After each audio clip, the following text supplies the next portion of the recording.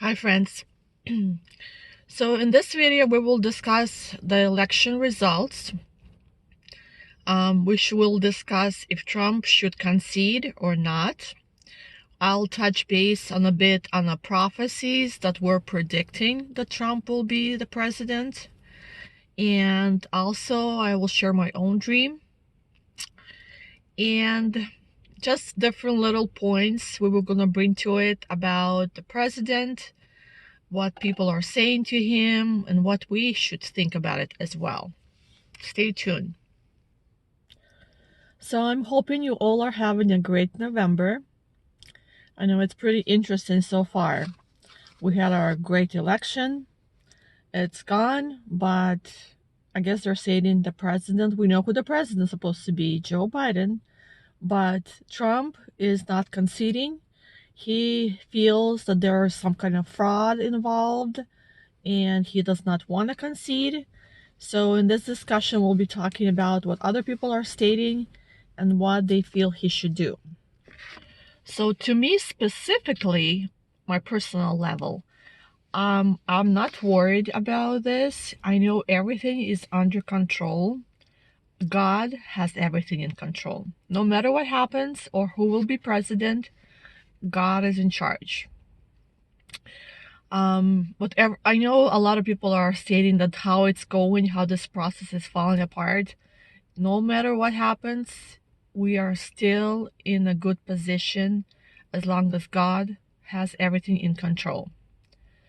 We may not agree to everything that's happening and how everything is handled right now, but as Christians, we can still have hope that everything will come true how it's supposed to come true. According to Mitch McConnell, he's stating that President Trump has 100% the right to look into different allegations of voting fraud, illegal, and all kinds of legal options. He has the right for that. He's stating that he does not want to hear the lectures that the president should cheerfully accept preliminary election results from the same people who have spent 4 years refusing to accept his validity of his presidency for the past 4 years. Also, Senator Lindsey Graham, who is a president's close ally, states that we should not think the election is over until all the votes are counted and all the legal challenges are decided. So, another person. But most of the Republicans are looking at this whole thing and they're kind of wondering what will happen. And some of them are more stating that Trump possibly should concede, but a lot of them are still undecided and they're still waiting to see what's going to happen. If we go back to the prophecies that were foretold that Donald Trump will be president, first of all, I want to touch on Pastor Dana Coverstone dream. He saw that, yes, Joe Biden will win and will get on a wagon with Kamala Harris, and they will be both riding into, he saw them both riding away, and they were going so fast, not realizing that their wagon was full of dynamite. And then he saw a huge explosion, and he saw Kamala Harris crying, tears of frustration. So that dream could still happen. That was his November dream. So we never know until November is over to see if it's false or not. And then his other dream was about December. He saw that on December 17th, there will be a death of Democratic candidate, symbolically speaking. Something will happen, and I guess there will be there'll be no more Democratic. Possibly something will happen. Possibly something drastic will happen that will shake the whole White House, the whole liberty, the whole nation. As in his dream, he saw that there will be shock and awe, and people were in a huge stress. So, and that was in December. So we'll see if that will happen. Many prophets were predicting that Trump will get elected again. And some of them already stepped back. And a number of evangelical Christian leaders who forecasted that Donald Trump will be president are now apologizing. They're stating they missed the prophecy and that Joe Biden should be the president-elect. One of those pastors is in California, and I guess he said he missed it somehow, and that he's not, who knows what he was seeing and why he predicted Trump.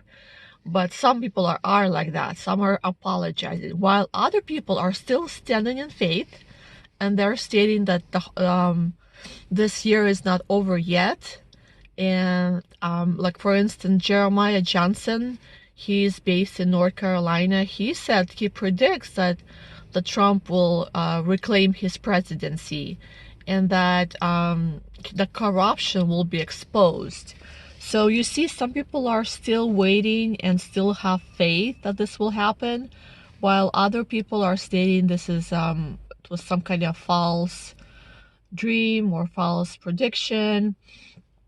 I guess more people are kind of scared that the Biden policy he stands for things that God hates. For instance, he stands for abortions and against Israel and all kinds of different little things. So I guess we'll see how that will turn out. So most of the losing candidates, if you look in history, they concede immediately when there's a clear victor. But according to our history in America, it didn't happen all the time. Like, for instance, Clinton did not want to, I guess there was some kind of thing going on, and they were like still conceding everything. And then they're stating that Trump is threatening democracy, which is why are they stating that the whole history of republic and our nation is showing that it's always been happening in the past as well as now. For instance, in 1884 and 1916, there was just examples of losers not conceding immediately, and it's just one of those things that people do until everything gets counted, until everything gets cleared, until they're for sure that who will be president. As I was talking earlier about Clinton not conceding, she didn't want to people, I guess that was Hillary Clinton. In 2016, she didn't want to address her supporters that she lost, and she was pretty upset at that time. And also former Vice President Al Gore in 2000, he conceded to President George Bush after 36 days after the election, when Supreme Court ended the recounts, and also gave a speech to the nation following the loss. So as you can see, history is repeating itself. So my dream I had, it was a very tiny dream. I saw President Trump, and he had a huge stack of papers in his hands, and he looked at those papers and he said, 2 more days and everything will be more clear. So those 2 days supposed to be this Saturday, I guess. We'll see. Just a dream. So it did not specify anything else, but I just kind of thought, I never usually see Trump in my dreams, so it was kind of interesting to see him and to think about what could possibly happen. So hopefully you enjoy this video. Hopefully we will see what will happen in the future, and come New Year's we'll know for sure who'll be president, and we will for sure know that whatever happens, God has everything in control.